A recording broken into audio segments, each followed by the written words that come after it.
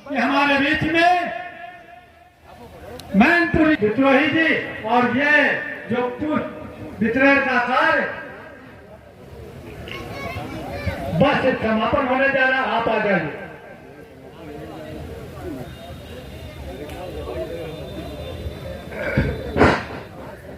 सभी को नमो बुद्धाय देवी मेरा हाथ जोड़ के और आए सम्मान करे और हाथ मिलाए कि मंडल आर्मी की विचारधारा हरदोई जिले में मैं जिम्मेदारी लेता हूं। है कोई भैया? है कोई भैया? अरे भैया रसपाल जी, नरसपाल जी घुमाइए घुमाइए, फोटो घुमाइए, बढ़ जाइए बढ़ जाइए।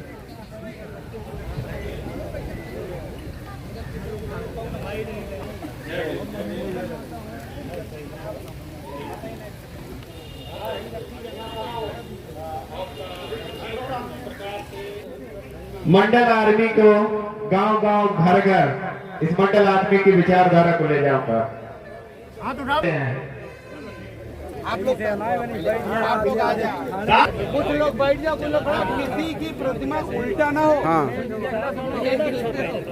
कभी कभी गलती हो जाती है। हमारे मुख्यमंत्री बजट पाठक तो उल्टा झंडा फहरा दिए।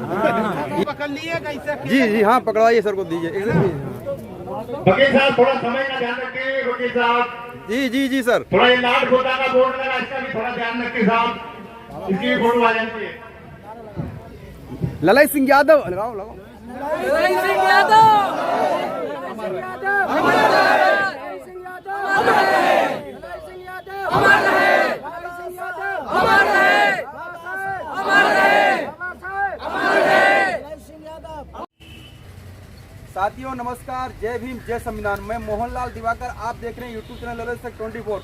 साथियों आज भारत आज़ाद होने के आज लगभग 76 वर्ष हो गए। 76 वर्ष में लगातार भारत संविधान में जो समता और समानता की बात की गई, न्याय और अधिकार की बात की गई, और भारत के प्रस्तावना में कहा गया जनसंख्या और जो आए हुए हैं तो सभी लोग से निवेदन है कि थोड़े थोड़े पुष्प प्रतिनिधित्व नहीं दिया गया, सब लोग अर्पित करें। और हाँ, इनकी प्रतिमा के सामने लड़ाई सिंह यादव की सभी लोग, जितने लोग यहाँ पर भैया लोग हमारे मौजूद है, थोड़े थोड़े पुष्प, एक पुष्प आज ऐसे महापुरुष के नाम जिसने आप सभी के खातिर विचारधारा को लेकर तमाम हमारे हाई कोर्ट ही क्या सुप्रीम कोर्ट तक और सामाजिक नेता जिसकी दीवार हिला दी। समझ सर बहुत बहुत धन्यवाद आपका हमारे साथ जुड़ने के लिए, हमें समय देने के लिए। आज मैं देख रहा हूँ कि मंडल यात्रा आप भारत के तमाम देश से बिहार, मध्य प्रदेश, भारत तमाम राज्यों में होकर आप ये रथ घुमा रहे हैं। इसका उद्देश्य क्या है? आखिर ये आवश्यकता क्यों पड़ी? सबसे पहले तो मैं आपके दर्शकों को जय भीम, जय संविधान, जय जोहार और जय मंडल देश करता हूँ, और आपका आभार कि आपके चैनल के माध्यम से इसका प्रचार हमारे लोगों को जैसा कि आपने देखा है, ये मंडल यात्रा तीसरी यात्रा है हमारी। इससे पहले भी हम 2 यात्राएं निकाल चुके हैं। 16 अगस्त 2021 से हम लोग सड़कों पर हैं, गाँव आ जाए। ये तीसरा प्रोग्राम हमने 25 अगस्त 2022 डीपी मंडल साहब, जिनके नाम से मंडल कमीशन है, बिहार के मुख्यमंत्री थे, मंडल आयोग के चेयरमैन, उनके घर से, उनके समाधि स्थल से, बहुजन समाज के प्रेरणा स्थल से उनको नमन करके इसकी शुरुआत की हो मधेपुरा बिहार से। बिहार, मध्य प्रदेश, राजस्थान, बाद 26 मई को नेताजी के समाधि स्थल सहबई से, क्योंकि नेताजी हमारे महानायक हैं, और उनकी समाधि स्थल से हमने उनको नमन करके उत्तर प्रदेश का ये कार्यक्रम शुरू किया। 17 फरवरी तक ये हमारी यात्रा उत्तर प्रदेश में चलेगी, और 17 फरवरी से हम स्थायी आंदोलन की शुरुआत करेंगे। अभी हम जो कर रहे हैं तो अपने बहुजन समाज के बीच जाकर के जाति जनगणना क्यों जरूरी है, मंडल कमीशन क्या है, उसके लागू होने से क्या लाभ हमें हो सकता है, कितनी सी पार्टियाँ लागू हुई, कितनी बाकी, जनसंख्या के अनुपात में भागीदारी, जो हमारे मानव साहब ने कहा था जिसकी जितनी संख्या भारी उसकी उतनी हिस्सेदारी, अपने समाज को समझाने का प्रयास कर रहे हैं। मानव साहब का संदेश था कि वोट हमारा, राष्ट्र हमारा नहीं चलेगा, लेकिन नारेबाजी से काम नहीं चलेगा। बाबा साहब ने कहा था कि जाओ अपने घर की दीवारों पर दो, हम इस देश के साथ हैं, लिख देने से काम नहीं चलेगा। बाबा साहब के दीवारों से मतलब ये था कि जब आप दीवारों पर लोगों के देखोगे बार बार तो आपके मन में ये विचार आएगा कि हम इस देश के शासक हैं और हमें शासक बनना है। तो जब शासक इस देश का बनना है बार बार आप सोचोगे तो प्रयत्न करोगे, लेकिन हमारे लोग केवल नारों तक सीमित हो गए, केवल किताबों तक सीमित हो गए, केवल जय भीम, जय मंडल, जय श्रमदान, जय जोहार तक सीमित हो गए। इसलिए मैं युवा हूँ, नौजवान हूँ, हमारी ये जिम्मेदारी, नैतिक जिम्मेदारी बनती है कि हम जो कारवां लंबे समय से तथागत बुद्ध से लेकर के चला आया है, पेरियार रामास्वामी नायकर, महात्मा फुले और डॉक्टर बाबा साहब अम्बेडकर, जयपाल मुंडा, बिरसा मुंडा, संत रैदास, संत कबीर और यहाँ तक कि आप देखेंगे तो मानव साहब कांचीराम से होते हुए जो हम लोगों के पास की जिम्मेदारी है इस परंपरा को बढ़ाने की, कारवां को आगे बढ़ाने की। क्योंकि आप सब जानते हैं, अक्सर लोग कहते हैं कि बाबा साहब ने कहा था कि मेरे जाने के बाद मेरे बच्चों ने कारवां को यहाँ तक लाया, अगर आगे ना ले जा सके तो यहीं थामे रहेंगे। सर थोड़ा रोकेंगे। ये जो मंडल कमीशन, मंडल यात्रा जो निकाली गई थी, तमाम दलितों और पिछड़ों को हक और अधिकार देने निकाली गई थी, और अनुसूचित जात में तमाम ऐसे वर्ग हैं जो जागरूक हैं, लेकिन जितने महापुरुष हैं जो पिछड़ा वर्ग से आते हैं और पिछड़ा वर्ग के जितने महापुरुष हैं उनकी विचारधारा है आज अनुसूचित जात के लोग उनको फॉलो कर रहे हैं, क्योंकि जो पिछड़ा वर्ग के महापुरुष हैं उन्होंने जो लड़ाई लड़ी वो हमारे लिए लड़ी, दलितों के लिए लड़ी। लेकिन आज जो पिछड़ा वर्ग है आखिर अपने महापुरुषों को क्यों नहीं याद कर रहा है, अपने महापुरुषों को क्यों नहीं याद कर रहा है? और जो आप यात्रा उत्तर प्रदेश के गांव-गांव निकाल रहे हैं, तो क्या पिछड़े वर्ग के लोग आपकी बात को सुन रहे हैं, समझ रहे हैं, उनका क्या है, क्या अर्थ है और वो क्या मतलब आपकी बात को मान रहे हैं? देखिए, जहाँ तक सवाल है पिछड़े वर्ग के लोग अपने महापुरुषों की विचारधारा क्यों नहीं मानते, ऐसा नहीं। हम मानते हैं और विचार भी कर रहे हैं कि पिछड़ा एक बड़ा वर्ग है, देश की आधी से अधिक आबादी है जिसको पिछड़ा वर्ग कहा गया। अगर हम पिछड़ा वर्ग की उस परिभाषा में व्याख्या करें तो विस्तृत रूप से पूरा ओबीसी, एससी, एसटी संपूर्ण मिलाकर के पिछड़ा, इसको हम पिछड़ा वर्ग कहते हैं। समस्त ओबीसी, एससी को जिसको हम बहुजन कहते हैं उसको ही हम पिछड़ा कहते हैं। और उस पिछड़ा में एससी आता है, एससी फॉलो करता है। ओबीसी की जो बात है अदर बैकवर्ड क्लासेस की, तो अदर बैकवर्ड क्लास में बहुत से लोग हैं, मैंने बहुत से नौजवानों को संघर्ष करते हुए देखा है। तमाम ऐसे नाम जिन्हें आप जानते हैं जो महापुरुषों की विचारधारा में चल रहे हैं, इतना बड़ा फर्क है। उस हिसाब से जो अनुपात हमारे बहुजन आइडियोलॉजी को फॉलो करने के लिए होना चाहिए, उस आइडियोलॉजी को फॉलो नहीं कर रहा है। काबड़ और बाबड़ की जो आइडियोलॉजी है उसमें हमारा अनुपात 95% है और बहुजन आइडियोलॉजी 5% है। ये सत्य है। आखिर ये आपने एक बड़ी बढ़िया बात कही कि जो आज हमारे पिछड़ा वर्ग के लोग और अनुसूचित जात के लोग जो विचारधारा को ना मानकर कांवड़ लेकर भाग रहे हैं, यदि यही कांवड़ की जो भीड़ है ये भीड़ विद्यालय की तरफ भागने लगे तो इसका परिणाम तो बहुत अप्रत्याशित होगा। ये कैसे बंद होगा सर? जागरूक लोग हैं, जिम्मेदार लोग हैं, उनको गाँव जा करके कैडलाइज देने की जरूरत होगी। समाज के नौजवानों को जगाने की आवश्यकता होगी। आज जो हो रहा है, ज़्यादातर जो लोग जागरूक वो कुछ कार्यक्रम करके अपनी जिम्मेदारी का इसलिए कर लेते हैं कि भाई हमने जो है जयंती मना लिया जहाँ ललित साहब की, तो हमने अपना कर्तव्य निभा दिया। और यहाँ जिस जयंती में आने वाले जो लोग हैं वो इसको लेकर के अपना जो है निश्चिंत हो जाते हैं कि हम वहाँ जा कर के पुष्प अर्पण घर आए हैं और ललित सिंह को नमन कर लिया, हमारा काम पूरा हो गया। काम आपका शुरू। डॉक्टर अम्बेडकर ने आपकी बात को प्रमाणित कर देता हूँ कि डॉक्टर बाबा साहब अम्बेडकर ने कहा था कि आप हमारे सारे मूर्तियों को तोड़ दीजिए, हमारे पर पुष्प मत चढ़ाइए, हमारे पर अगत्य मत, लेकिन हमारी कही हुई बातों को मानिए। डॉक्टर अम्बेडकर कहते थे आप मुझे मत मानिए, जो हमने आपके लिए जो मार्ग बनाया उस मार्ग को आप मानिए, उस पर चलिए। जी सर, बिल्कुल आप ठीक हो। महात्मा तथागत गौतम बुद्ध ने कहा है, तो हमारा जो समाज है, हमारी नैतिक जिम्मेदारी ये है जो जागरूक। साथियों, हमारे बीच में हमारे क्षेत्र के नेता भाई ब्रजेश कुमार वर्मा टिल्लू भैया जी आ चुके हैं और आज के पेरियार ललित सिंह यादव जी के माल्यार्पण अर्पित करें। तालियां बजाएं भाई सभी लोग, धन्य है। मैं कहूँगा, उन्होंने कहा था कि बलवान का बाल ना बांका भया, बलहीन सदा तड़पाएंगे। के साथ में जितने साथी आए हैं सभी का स्वागत है और सभी लोग बारी बारी करके पुष्प अर्पित करें।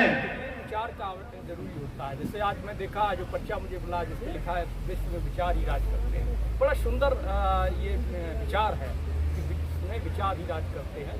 जब तक आपको विचार नहीं मिलेंगे, आइडियोलॉजी के आधार पर जब तक आप आगे नहीं बढ़ेंगे, बहुजन महापुरुषों को पढ़ेंगे नहीं और पढ़ने के बाद उस पर अमल नहीं करेंगे, केवल नारेबाजी करेंगे, केवल पुष्प चढ़ाएंगे, केवल जो है जय भीम जय मंडल करेंगे, जय श्रमदान करेंगे और उनका माला पीला नीला हरा गमछा डाल करके केवल घूमेंगे, तब तक बात नहीं बनेगी। बात बनेगी अपने लोगों के बीच संवाद करने से।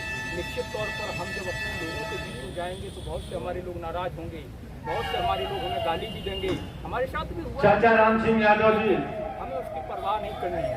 आप आज के तब कर सकते हैं जन्मोत्सव पर कुछ हासिल करने की उम्मीद छोड़ करके तेलिया नरेश सिंह यादव जी को पुष्पांजलि करें। समाज के बीच जाएंगे। सम्मान पाने के लिए, अर्थ पाने के लिए या कुछ और सुविधा पाने के लिए जब आप समाज के बीच में जाते हैं तो आपको निराशा हाथ लगती है, क्योंकि हमारा समाज बेव्यक्ति सोसाइटी को नहीं समझता है। आपको कष्ट और संकटों को झेलते हुए बहुजन महापुरुषों का आइडियोलॉजी को उनके बीच तक पहुंचाना पड़ेगा। और मैं वादा कर सकता हूँ हर घर नहीं, केवल हर गांव में हमारे महापुरुषों की आइडियोलॉजी पहुंचा दी, समझ लीजिए पूरा समाज संकट हो जाएगा। मैं एक बात कहूँगा, आप सोचिए जितने अन्याय करने वाले लोग थे, हैदराबाद गोलबर और सावरकर के जो वारिस हैं, जो वंशज हैं, उन्होंने पूरा जोर लगाया अन्यायकारी व्यवस्था को बनाए रखने के लिए। लेकिन हमारे एक नायक बाबा साहब अम्बेडकर की एक कलम से उन सब की व्यवस्था धराशायी हो गई। लेकिन आज वही कलम से जो संविधान की जो ताकत हमें बाबा साहब ने दी है, हम उसी ताकत को नहीं समझ रहे। अभी भी हम जो है इस 21वीं सदी में भी हम ये स्वीकार कर रहे हैं कि वो आदमी सामने खड़ा है, वो वाल्मीकि समाज का है और मैं यादव समाज का हूँ। मैं उसके हाथ का पानी पीऊँगा तो मैं चूत हो जाऊँगा। जरा मुझे बताइएगा कि कैसे ये संभव है? क्या तुम्हारे 4 हाथ हैं, 4 कान हैं, 4 पैर हैं, कुछ स्पेशल है कि यंत्र से पैदा हुए हो? ऐसा कुछ नहीं है। इंसान 4 एक हैं। रामस्वरूप वर्मा ने कहा था कि ब्राह्मणवाद की क्या पहचान, किसी गोली करे नकाम, और मानववाद की क्या पहचान, ब्राह्मणवाद की एक समाज। ये हमारे महापुरुषों की विचारधारा है। हम जब तक अपने महापुरुषों की विचारधारा पर नहीं चलेंगे, तब तक एक सुंदर विकसित और जो है सभ्यता का समाज नहीं बना पाएंगे, समानतापूर्ण समाज नहीं बना पाएंगे, कभी रैदास की बेगमपुरा की स्थापना नहीं कर पाएंगे। साथियों, आज ये तो महापुरुष, मैं तो इनको महापुरुष कहेंगे, आज अपनी इस घोर अन्याय की वर्तमान व्यवस्था जो चल रही भारत में, उसके खिलाफ एक क्रांति का बिगुल बजाने के लिए ये मंडल यात्रा, ये जो हमारे महापुरुष लोग बैठे हुए अपनी जान हथेली के रखकर पिछड़ों और दलितों को उनके हक और अधिकार दिलाने के लिए ये यात्रा निकाल रहे हैं। इसके लिए इनको बहुत बहुत धन्यवाद और आभार व्यक्त करता हूँ। साथियों, आप देख रहे हैं यूट्यूब चैनल, मैं मोहनलाल, जय संविधान, जय भीम। जीवन है तो ये लिखा कि बलिदान न सिंह का होते सुना, बकरे बलि वेदी पर लाए गए और बल इसको दूध पिलाते हैं। और जिन केंचुओं से हमारे खेत की उर्वरक क्षमता भी बढ़ती है, हम लोग किसान कमेरा लोग आते हैं, उसको जिससे हमें लाभ है कहीं न कहीं उसको हम कटिए में फंसाते हैं। अग्नि नायन में पादप का नाम आया और पेड़ की बात की, तो इन्होंने जो भाषण दिए थे, भाषण से प्रेरित होकर वहां की जनता ने इनको उत्तर भारत का पेरियार, जो पेरियार नाम की उपाधि है, वो जनता ने दी थी, ताकि इन्होंने जो ऊपर लोग बैठे हुए हैं इनके पास गए, इन्होंने अपना घर जगह नहीं दी। तब एक व्यक्ति थे उस्मान शेख, जिन्होंने ज्योतिबा राय फूले को अपना घर दिया था कि आप कार्यक्रम, आप शिक्षा हमारे घर में दीजिए। तो बताइए मेरा भाई, मुस्लिम समाज हुआ, ये मनवादी लोग हुए। तीसरे व्यक्ति आते हैं कल के समय में जिनका शहादत दिवस था, बाबू जगदेव प्रसाद कुशवाहा जी, उनमें भी बात रखी जाए कि वो ऐसे इनको हक और अधिकार दिलाने के लिए, इनको शिक्षित करने के लिए ये सब लोग लड़े, अपनी जान की परवाह नहीं की। अब बाबू दूसरी पीढ़ी के लोग जेल जाएंगे और तीसरी पीढ़ी के लोग राज करेंगे। तो इसलिए समय आ गया है कि अब तो ये प्रताप अगर फरुखाबाद से आए, ये मैनपुरी से अगर आए हैं, कार्यक्रम कर रहे हैं, तो मैं चाहता हूं कि अपने क्षेत्र के आप भी लोगों में मर बनिएगा, तभी ये लड़ाइयां जीती जा सकती है, तभी अपने समाज को अधिकार दिलाया जा सकता है। समय क्या चल रहा है, लेकिन लोगों के पेट दर्द कर रहे हैं हमारे लोगों कार्यक्रम से। एक हम अपने ऊपर बात करते हैं, हमारे महापुरुष बताते हैं, हमारे लीडर, फिर 10 से 15 एक महीने बाद फिर आता है तो हमारे चाचा जी बोलते हैं कि महाराज जी ये बताओ हमारे दादा अब कैसे हैं, क्योंकि वो पहले ही समझाते हैं, पहले हमारे चाचा जानते हैं, सब लोग जानते हैं, मेरे परिवार के बुजुर्ग यही भगवान है, यही महाराज हैं। तो हमारे चाचा जी उनसे पूछते हैं कि वो विद्यालय जा रहा था कहीं न कहीं, वो शिक्षित था, उसको ज्ञान था, वो महाराज जी की थोड़ा इनको नहीं मिल रहा, अगर दूध की व्यवस्था हो जाए ज्यादा बढ़िया रहे। तो बोले क्या बताओ क्या व्यवस्था हम लेकर जाएंगे गाय। तो हमारे भोले चाचा दे देते हैं गाय की, जाइए भाई गाय जाएगी मेरे साथ। तो ठीक है चाचा, हमारे लिए कैसे पैसे ठीक ठाक थे। भगवान गौतम बुद्ध के चरणों में नमन करते हुए इसी के साथ में इस अजंता बुद्ध विहार के प्रांगण में आए हुए समस्त महानुभावों का मैं हृदय से स्वागत करता हूं। आज पेरियार ललई सिंह के जन्मोत्सव कार्यक्रम में हैं, इनका मैं पुनः हृदय से हार्दिक अभिनंदन करता हूं। एक चिंगारी पूरे देश में आग लगा देती है, यहाँ तो बहुत लोग आए हुए हैं। इस कारवां को ये पूरे उत्तर प्रदेश का भारत में बना सकते हैं। संसार में तमाम लोग जन्म लेते हैं और मरते हैं, वो केवल जब तक अपना या अपने परिवार के भरण पोषण में अपना जीवन व्यतीत कर देते हैं, ऐसे लोगों को मरणोपरांत कोई याद नहीं करता। उन्हीं महापुरुषों के जन्मदिन मनाए जाते हैं, परिनिर्वाण मनाए जाते हैं, जो समाज के लिए भी कुछ करते हैं। अभी हमारे वक्ताओं ने कहा, जमीन के अंदर जो पीला ईंट होती है वो गल जाती है, उस पर बिल्डिंग खड़ी होती है, कंगोले बनते हैं, उनको लोग देखते हैं। लेकिन जो नीचे पीला ईंट बन करके बिल्डिंग खड़ी हुई है, उसको हमें पहले नमन करना चाहिए। हमेशा दृष्टिकोण मानवतावादी और मानवता विरोधी रहा है जब से इस ट्रस्ट का संचालन हुआ है।